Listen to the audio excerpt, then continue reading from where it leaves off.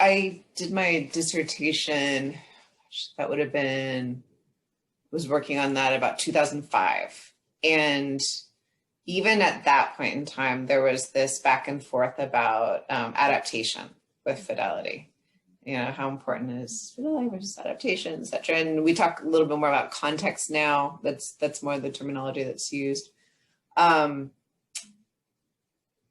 I think it's an interesting conversation. And I think you can have both. And I think CSEP has been good about demonstrating that. You consider the context, you work that in, but they've got to be core features. Whatever the program, the innovation, the intervention, the initiative, whatever it happens to be, you need to figure out at its core, why do you think that's going to work?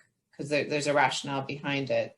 Hopefully, if there's research behind it, which there should be, if you're going to use it more broadly, you should be able to say, these are the core features that were in place, and that's why we think we had the impact that we did.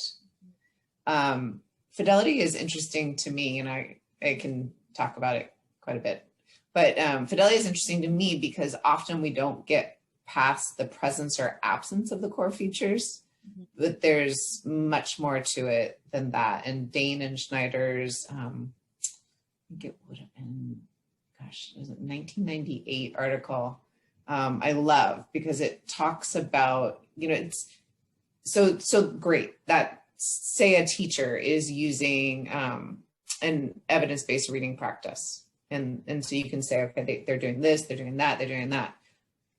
But what if the students aren't engaged at all? What if the students haven't heard it? What if they are not making any response to it, you know, unless response is actually part of the core features of what you're looking for?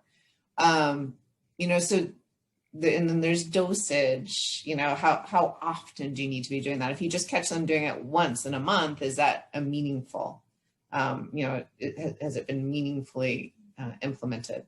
So I think we can always do a little bit better in how we look at fidelity in research, at how we support fidelity in these large scale initiatives, how we think about program evaluation with it. I think we have a lot further to go, and then the discussions about adaptation and contextualization are always going to be interesting too.